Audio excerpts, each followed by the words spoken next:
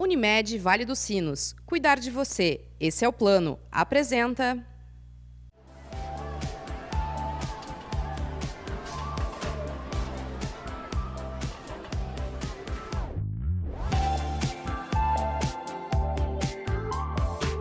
Apoio. Audibel Aparelhos Auditivos. Sua vida com mais saúde, conforto e liberdade. Sinuscom. Diagnósticos de imagem precisos e confiáveis ao seu alcance. Olá, tudo bem? Estamos começando mais um programa Pergunte ao Doutor, aqui na nossa Vale TV, canais 6 e 14 da NET e nas plataformas digitais.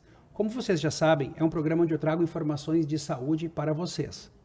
E hoje, para quem me acompanha, já está percebendo que alguma coisa está diferente. Tirei a mesinha, coloquei uma mesa mais alta, microfone de mesa, e vou tentar transformar o programa hoje em um programa meio podcast, um autocast. Então, a minha convidada, a amiga do programa de hoje, é a colega, doutora Caroline Becker. Acertei? Ela é otorrino, pediatra, então trouxe ela para debatermos assuntos que vocês, eu acho que vão se interessar. Muito bem, obrigada pelo convite, Rodrigo. Bem-vinda. Muito obrigada. Sinta-se à vontade, vai Tá ser uma bom. conversa como se estivéssemos numa janta de congresso. Muito bem. Apesar da voz rouca, desculpa, né? Mas acontece. O otorrino também fica disfônico. Para vocês verem como é importante o programa, porque os convidados, mesmo estando tecnicamente doentes, Viu? eles A gente- não negam o convite e vêm aqui conversar conosco, pensando em vocês. Vamos começar com aquele tema assim, do zero, idade zero. Ok. Nenê nasceu, teste da linguinha e teste da orelhinha no hospital. Tá. Linguinha, tudo ok. Passou no teste da orelhinha. Tem que fazer alguma outra coisa? Bom, primeiro a gente tem que ver como é esse bebê. Se ele tem algum fator de risco ou não para perda auditiva, né? Existem vários fatores de risco já identificáveis para perda auditiva que a gente tem que levar em consideração quando a gente vai pensar em repetir um outro exame ou pedir um outro exame. Se é uma criança prematura, se ela ficou na UTI, Muito oxigênio. se ela foi entubada, se teve alguma intercorrência no parto, que ela teve um Apgar baixo, se ela precisou ir para a UTI e fez antibiótico. A gente sabe que a maioria desses antibióticos feitos na UTI, eles podem causar dano, né, nas células do ouvido. Ototóxicos, Né? a gente chama. Exatamente, isso. Então, tem vários fatores de risco. Se a criança tem algum fator de risco que eu identifico, eu tenho que fazer um outro exame, que é o BERA, né? Que ele é um exame muito mais objetivo para eu investigar se essa criança tem uma alteração ou não. Mesmo dando positivo e passando Mesmo no dando teste da positivo. orelhinha. Criança com fator de risco, eu tenho que fazer BERA. Criança não tem nenhum fator de risco. Fez o teste da orelhinha, eu vou acompanhar essa criança. Responde bem aos reflexos acústicos, tem seu tônus, enfim, as coisas normais. As pessoas vão dizer, mas o que é essa palavra apigar que ela falou? Então, gente, apigar é uma nota que os pediatras classificam no primeiro e quinto minuto de vida, onde tem vários parâmetros que eles analisam para ver as condições que esse bebê veio ao mundo. Seu maior trauma do ser humano, Quando ele sai da barriga. quando ele sai da barriga e tem que respirar sozinho, tem que bem. chorar, reclamar. Né? Normalmente as mães sabem a notinha ali, 8, 9, 10, que são os valores, né, normais, enfim. Mas se teve provavelmente se teve alguma intercorrência, também foi uma criança que foi para anel, né? Aquelas criancinhas que nascem pretinha e tal, a gente tem que se preocupar. Isso mesmo. A falta de oxigênio nos primeiros minutos geram alguns danos. Com alguns não, mas alguns podem gerar. Então tem que acompanhar mais de perto a audição dessa criança, assim como outros fatores, né? Essa criança está se desenvolvendo normal. Tem reflexo, chora, se alimenta, ganha peso, está tudo dentro do esperado nas consultas com seu pediatra de rotina. Tá. 6 meses, repete o teste da orelhinha? Se não tem fator de risco, não. Não repete o teste da orelhinha com 6 meses. Isso aí é uma colocação que a nossa amiga Fernanda Bortolassi, fonoaudióloga, Sim. sempre conversa comigo. E a dúvida que as pessoas têm, mas então por que eu tenho que fazer o teste da orelhinha? Se tem dúvida, vai no otorrino, que vai ser feita uma avaliação. E se tem dúvida mesmo, vai ser pedido uma audiometria infantil. Uma imitância e talvez, se Talvez dúvida um BER, ainda, isso mesmo. um BER, um potencial evocado auditivo do tronco encefálico. Isso, né? O teste padrão Moro, na verdade, para avaliação da audição depois que a criança sustenta a cabeça, é a audiometria, né? Só que daí, claro, tu precisa de pessoas, né, qualificadas e pra fazer o habilitadas exame. que vão fazer. Fiquei na dúvida da audiometria, a Fernanda deve ter comentado isso muito bem, né? Vou pro BERA, que é um exame muito mais específico para eu avaliar aquela audição, né? Uma coisa que as pessoas acham. A audiometria lúdica das crianças, elas são feitas com certos bichinhos e chocalhos. Isso aí. O kit infantil, gente, que vocês já falaram comigo, alguns pacientes, mas esses barulhinhos só com os brinquedinhos. Gente, o kit infantil, se não for aquele da cabine, que é o show, que mostra o bichinho, o dos bonequinhos e do chocalhinho, aqueles instrumentos e aqueles brinquedos foram todos avaliados num laboratório para ter as frequências específicas. Não é da então não é um cabeça da fono. simples brinquedo. Eles devem pegar não sei quantos brinquedos para conseguir tirar um que deu certo. Aí esse vai para o teste e o resto vai vender como brinquedo normal. Então não é da cabeça da fono que ela escolheu aqueles sons, né, É também. um kit né? preparado por uma Exatamente. empresa, um laboratório, e onde foi testado previamente. Mas isso de repetir o teste de orelhinha com 6 e 12 meses, né, que acaba tendo orientação de alguns colegas e de algumas fonos, não tem respaldo científico, né? Tu não tem, se a criança não tem fator de risco, tu não tem por que repetir. Tu na dúvida, tu vai fazer outro exame, não o teste da orelhinha. Eu não sei se é por questões financeiras ou por questões de dar um afago nos pais para mostrar que está tudo bem. Mas daí a gente pode fazer outro exame que é muito melhor. Exato. Então, essa minha interrogação, e é um tema polêmico, que é quase o nosso programa, existe um programa da rádio que um fala e outro rebate. Tal, e é assim mesmo, para abrir a cabeça das pessoas. Tá com dúvida? Então procura, marca uma hora com o otorrino e conversa com o otorrino. Né? Claro, uma coisa que eu também sempre comento, e daí especialmente acompanhamento com o seu pediatra de rotina, né? O pediatra que vai acabar vendo aquela criança, vendo o ouvido dela, se tem alguma secreção no ouvido ou não, ou se os pais, daí eu sempre falo, se vocês têm alguma suspeita, teu filho não tá ouvindo bem, não tá respondendo, vai consultar. Para né? investigar. Isso, tem que investigar, não... Levantou uma pulguinha, consulta, é a melhor coisa que tem. Na medicina que a gente fala, enfim, a medicina de precisão, né? A gente tem nós temos muitos arsenais de exames para investigação. Então, A gente tem que usar isso. a gente tem que usar o que a gente tem, não é uma medicina de antigamente onde ficava assim no achismo, eu acho. Isso, né? Tem que usar, mas se tem uma suspeita, tem que investigar e tem uma outra, né? Vai investigar com uma áudio ou com BER, enfim, e ver se aquela criança tem uma alteração auditiva ou não. Muito bem, entenderam, gente? Aproveitando os nenezinhos, outro tema que é um assunto não polêmico, mas é um assunto de difícil traquejo e de difícil lida com os pais. A laringomalácia congênita é onde as estruturas, gente, da laringe estão imaturas e são frouxas, as cartilagens não são durinhas, elas são molinhas. Quando esse bebê chora, quando esse bebê se alimenta, ou quando ele puxa o ar fundo, as estruturas entram para dentro, elas basculam, elas colabam, tecnicamente falando. E quando a Carol postou essa semana um fato, e há 2 semanas atrás eu avaliei um bebê no geral, no hospital, lá na UTI. O problema é convencer os pais que não é para fazer nada e só esperar. Que é a grande maioria. Porque o que acontece? A laringomalácia, né, ela, das alterações congênitas da laringe, ela é a mais comum. Só que 90% dos pacientes, o tratamento é clínico, é acompanhar essa criança. Expectante. Né? Exatamente. 10% das crianças vão ter complicações e eu vou acabar levando essa criança para uma cirurgia, né, que é uma supraglotoplastia. Que é Enfim. algo bem mais agressivo. Sim, sim. Não, agora vamos até aproveitar e já meter aqui. É muito mais agressivo que botar um tubinho de ventilação no ouvido, gente. Por favor, então, para vocês entenderem, é uma coisa séria Não, daí. É que a pessoa está supragloto- sofrendo mesmo. A supragloto tu vai indicar... Bom, a laringomalácia, enfim, ela já é congênita, que nem o Rodrigo comentou, então a criança já começa com sintomas nos primeiros dias de vida. Muitas vezes na primeira, segunda semana ela vai começar com estridor, que eu não vou conseguir fazer Pior. agora. Isso, muito bem. E esse estridor, ele normalmente é o esforço, então é Quando nas chora, mamadas ou quando quando mama. chora. Exatamente. Algumas Quando crianças... se agita no banho. E algumas crianças podem ter apneia, tá? Que daí são crianças mais graves, que é uma pausa na respiração quando a criança está dormindo. Quando que eu vou... O barulho não nos preocupa. Não é isso que vai indicar uma cirurgia ou não. O que vai ser? Se a criança tem cianose, quer ficar roxinha, se ela começa a não ganhar peso, né? Porque a dificuldade, isso aí, a dificuldade de respirar e mamar ao mesmo tempo está fazendo com que ela não ganhe peso.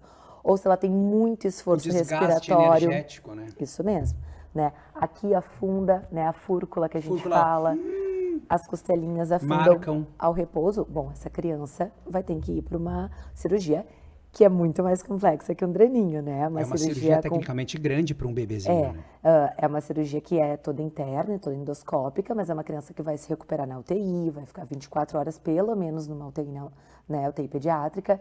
Então a gente evita ao máximo. Óbvio, você tem que fazer, é uma cirurgia que a criança sai melhor do que entrou, a gente costuma falar, né?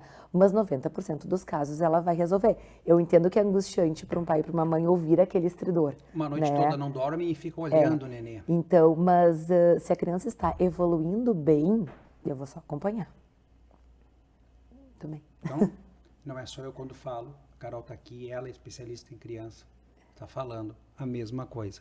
Mas é um traquejo, né? Eu falo essa palavra traquejo. É difícil da gente lidar com os pais, muitas vezes pais de primeira viagem, mais difícil ainda pela ansiedade de não saber o que espera ali.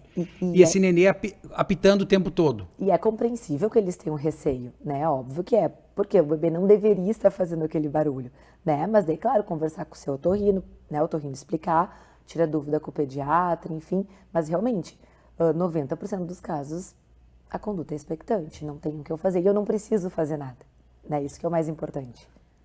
Quem faz, na maioria, não somos nem nós, otorrinos, é o pediatra que tem que acompanhar o peso, se está se alimentando bem, se não está com alergia alimentar, se está o leite da mamãe materno, que seria o ideal para todos, que muitas mães não conseguem, uma fórmula que se ajuste.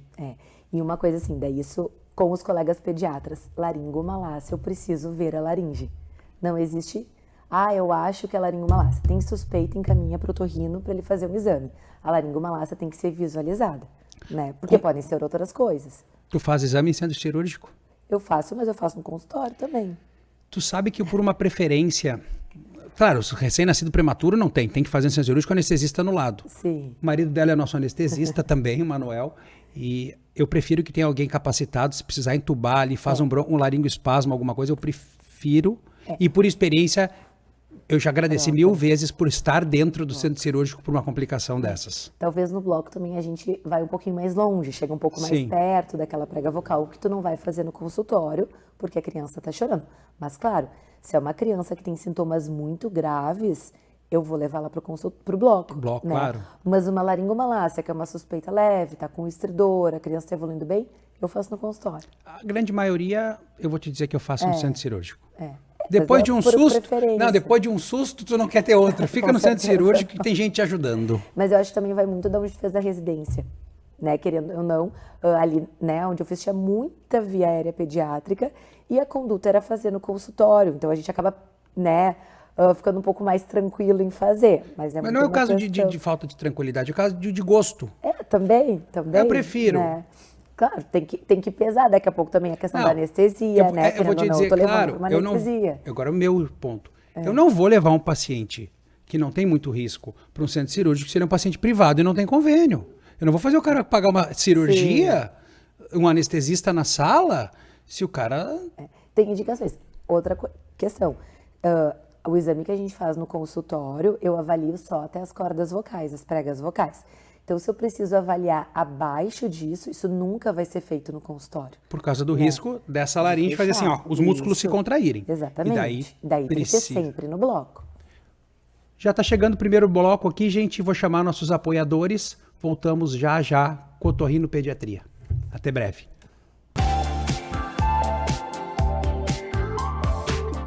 É com muita satisfação que a Unimed Vale dos Sinos faz a entrega desse presente especial a você. É o novo Hospital Unimed, referência em tecnologia, inovação e humanização. Uma estrutura toda conectada, com corpo clínico de alta qualidade, trazendo excelência ao atendimento hospitalar. Unimed Vale dos Sinos. Cuidar de você. Esse é o plano. A Sinoscom, pioneira em diagnóstico por imagem em Novo Hamburgo, está de volta.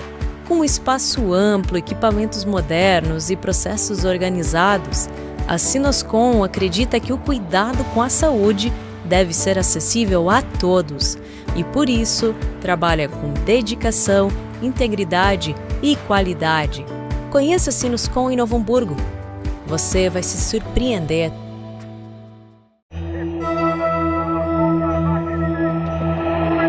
E se eles me chamarem de velho? E se eles acharem que eu sou incapaz? E se me olharem diferente? Não dê ouvidos ao preconceito. Usar aparelhos auditivos é cuidar da sua saúde. É cuidar de você. Audibel, ouvir bem é viver bem. Então tá, gente, voltando aos apoiadores, seguimos aqui com a amiga, colega, doutora Carolina Becker, otorrino-pediatra. E nós paramos sobre a laringomalácia. Meus amigos, criança pequena. Eu vou antecipar um assunto antes de falar de tubo de ventilação e audição. Vamos mudar um pouco. Falando errado não é bonito. Claro, se essa criança tem recém 2 aninhos, está aprendendo a falar, tudo é compreensível. Mas crianças de 5 anos trocando letras, errando fonemas, não é bonitinho. Eu vou deixar para ti. Tá, ok. Bom, né, a gente sempre comenta o quê? Perto dos 2 anos a criança tem que começar a falar, né? Ela vai começar a falar aquelas palavras, vai começar a formar frases.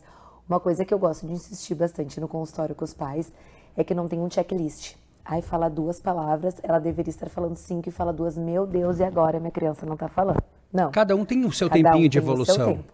Agora, uma criança com 3 anos, eu quero que ela esteja falando.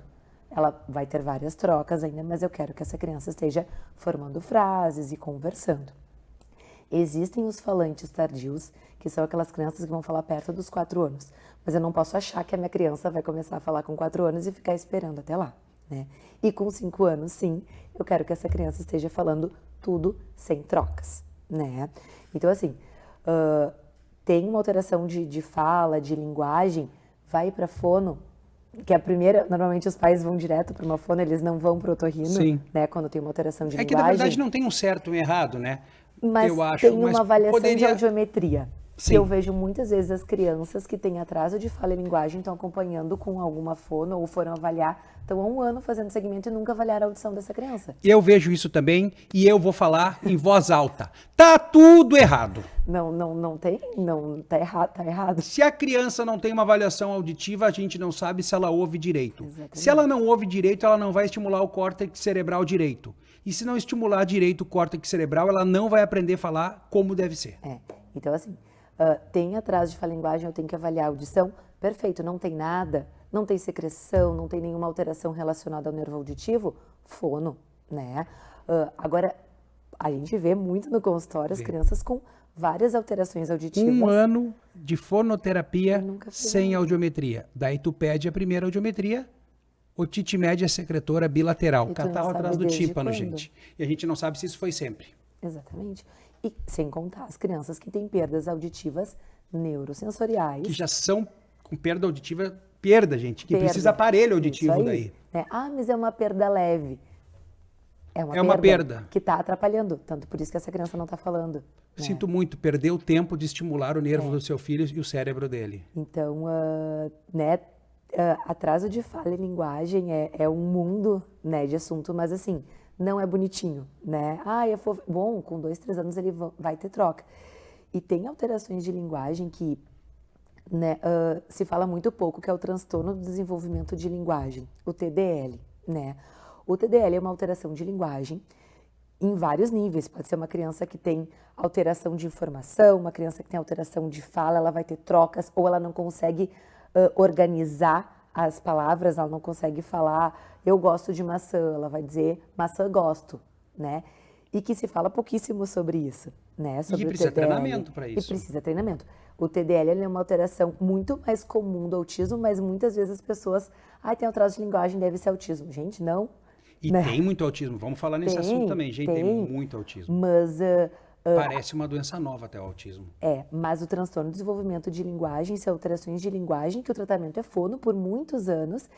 E Afasia também pega isso aí, afasia né? de fala, dispraxia, várias alterações. Mas que se fala pouco e que o tratamento é fono, tem que fazer fono. Mas tu tem que ter uma avaliação auditiva dessa criança para primeiro saber que ela tá ouvindo escuta. ou não tá ouvindo. E daí não é só uma audiometria Né? também. Não. Crianças maiores, com 2, 3 aninhos e que tem muita alteração de linguagem, às vezes elas não conseguem compreender bem o exame também, a audiometria.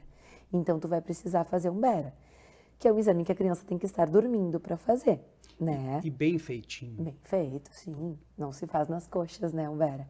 Então, se a criança não dorme no consultório, que com 2, 3 anos a gente sabe que é muito difícil, acaba levando e faz com sedação no bloco, né?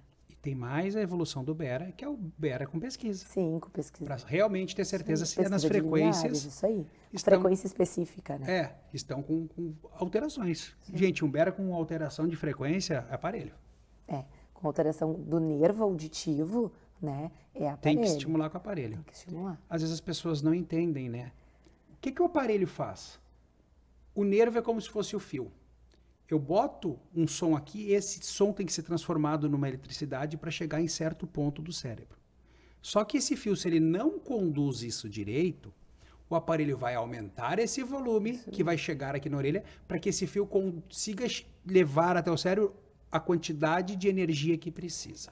E às vezes uma perda leve, mas é leve. Sim, mas já é o suficiente para atrapalhar aquela Mas já é fala. perda, né? Já perdeu, uma então tu perda. tem que estimular. O E exercício do cérebro é elétrico. E essa perda neurosensorial não tem nada a ver com aquela perda do líquido, da secreção no ouvido. Aquilo é né? catarro, Que gente. É catarro, líquidos. é ranho. Tecnicamente é um ranho ou é mais grosso ou é mais fino. É outro tipo de perda, né? Enfim. Então, o desenvolvimento da fala é uma coisa muito importante de ser atentada aos pais e aos familiares, né? Geralmente são as vós, as tias velhas que acham bonitinho, fofinho a fala errada. E outra coisa, os pais falarem errado com a criança. Ensinar errado, Ensinar né? errado. Não, né? A gente fala certo com a criança. Para que né? desde cedo saiba Ela como é que é o saiba como certo. tem que falar. E vamos voltar para o autismo, então. Tá. Será que é uma impressão? Agora pode ser assim, ó, agora não é de médico, é de ignorante, tá? Coisa de ignorância. Como tem aparecido casos de autismo? Eu acho que o diagnóstico está mais avançado, porque antes eu acho que tirava as crianças para o louquinho do bairro, sabe? É mais um louquinho. Hoje, eu acho importantíssimo isso, como se tem dado sim o diagnóstico das crianças. Os critérios diagnósticos, eles mudaram nos últimos anos, né? Eles estão muito mais amplos. Melhorou muito Melhorou também, né? muito, e tanto que se discute muito, se fala hoje de transtorno do espectro autista. Sim, porque é muita coisa. Porque é muita coisa, tanto que tem muito adulto sendo diagnosticado através dos filhos. Chega no... Doutora, mas ele é igual ao pai. Pronto. Não, ele é igual ao pai dele. É igual, o pai dele era assim quando criança, e hoje em dia ele também é assim. O pai não tem diagnóstico. Eu já tive alguns pacientes no consultório que as crianças fizeram diagnóstico, daí com isso um dos pais fez diagnóstico também, né? Se ampliou muito os critérios, mas assim, tu tem que preencher todos, né? Então, eu não faço diagnóstico de autismo, neuropediatra, né? Neuropediatra, ou neuro, psiquiatra, adulto, sim. né? Enfim, infantil que faz, próprio pediatra, né? Mas se teve né, se aumentou muito a porcentagem de autistas. Né? Muito, Mas também incrível. a gente sabe hoje em dia muito mais. A gente sabe muito mais e consegue conduzir muito melhor os autistas e eles conseguem ter um ganho. A palavra acho que ganho vai bem, né? Um ganho de vida, porque é informação, estímulo e tudo, para conseguir tocar uma vida tecnicamente dentro dos dogmas da sociedade que seria o normal. Tanto que hoje em dia, para autistas de grau de suporte 1, que se fala, que conseguem ter uma vida normal, digamos assim, tem muita gente que diz que, na verdade, não é nenhum autismo, é como se fosse uma variação da normalidade, né? Por quê? Será que é mesmo? Né? Um transtorno do espectro? Tranquilão. Talvez é o Faz perfil, calenta, né? a gente chamava. Mas talvez seja o perfil daquela pessoa, né? Então, isso se fala muito, uma neurodiversidade, eles usam essa palavra, né? Seria uma outra... Tipo, o que é isso também, né? Exatamente. E aí, neurodiversidade, será que não tem faixas? Sim, também. Daí já vai começar uma outra doença, talvez, que não é uma doença, né? Seria é um transtorno, porque não tem cura. Não tem cura, não tem tratamento, tem estímulos e tem que... Né? O estímulo, ele é para sempre. Mas o transtorno, ele, por não ter cura, ele não é uma doença. Exatamente. Né? Ele é Então, algo que vai gente, acompanhar para o resto da vida. autismo não é doença. E outra coisa, que é uma coisa dos pais, que é uma percepção minha. Carreguem seus filhos autistas que precisam de estímulos como filhos autistas. Não escondam seus filhos. O fato de identificar com o quebra-cabeça, o cordão e tal, eu acho importantíssimo. Porque eu vejo no meu próprio consultório a criança autista que não está identificada, os outros pais que estão com criança lá inconscientemente avaliam as atitudes. E as crianças parecem sem comportamento adequado para o ambiente. Mas, na verdade, eles não estão identificados que eles possuem um transtorno que é chamado transtorno do espectro autista. Acho que até para as outras pessoas, né? Hoje em dia se fala muito de autismo. Então, até para saber como lidar, né? Numa crise, né? Enfim, mas acho que, né? Até o valor investido em autismo é milionário, né? Nos últimos anos, muito. Assim. Então, tem muito tratamento, né? Só tem que procurar os profissionais capacitados para isso também, né?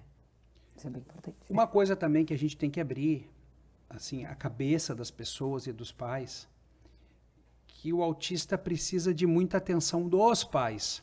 O autista, ele não pode ser, daqui 10 anos, um especialista em terapias, porque ele passou a vida inteira indo na fonoterapia, na equinoterapia, na hidroterapia, na fonoterapia, enfim. Eu acho que os autistas precisam de muita atenção dos pais e tentar trazer eles mais para uma vida social normal e não bater, como eu já vi. Muitas crianças que daqui a pouco eles vão ser diplomados em terapias. A gente vai muito para os graus também, né? Claro. Né? Enfim. Mas para os pais não verem que só a terapia é a solução. Assim como para qualquer criança, né, Rodrigo? O pai e a mãe têm que estar presente. Mas né? às vezes com um preconceito pessoal, como um medo de não tratar bem, como uma angústia de querer o melhor para o filho, transformar um filho, eu não sei a palavra, num terapizado. Porque o cara só faz terapia da vida. Daí chega morto em casa, Sim. dorme. Amanhã de manhã, tem natação. Daí sai da natação, agora tu vai dar de cavalo. De tarde tu vai na fono. Tem que ter um tratamento correto para aquilo ali, né? E eu sempre acho que tu tem que ter um profissional responsável por regularizar tudo, né? Tem um monte de gente opinando. Precisa de um maestro, né? Precisa. Precisa né? de um nesse maestro. caso é a neuro, né? Normalmente é o neurologista, né? O neuropede. Né? Carol, nosso primeiro bloco do nosso programa Pergunte ao Doutor Tipo, um castzinho, já está terminando. Também. Vai continuar, tá, gente? Eu quero te agradecer esse primeiro momento, ao teu tempo, tua disponibilidade mesmo disfônica. Sim. Disfonia é alteração da voz, tá, gente? E se quiser deixar aí teu arroba para te seguir e para mandarem perguntas, Tá. a câmera é tua. Muito bem. Não, prazer estar aqui, né? Carolina Becker, _ Otorrino, né? O meu Instagram. Lá converso bastante, tem várias dicas, enfim, né? Atendo só a criança, então, no consultório, então gosto de conversar bastante, né, sobre problemas e dúvidas do dia a dia, né, com as crianças, que eu sei que são muitas as dúvidas, né. Então, mais uma vez, agradecendo a Carol, que está aqui conosco no programa, agradecendo a paciência de vocês, mande suas perguntas para crescermos cada dia mais o nosso programa, lembrando que saúde não é brinquedo. Obrigado e até mais, pessoal. Tchau, tchau. Unimed Vale dos Sinos, cuidar de você. Esse é o plano. Apresentou...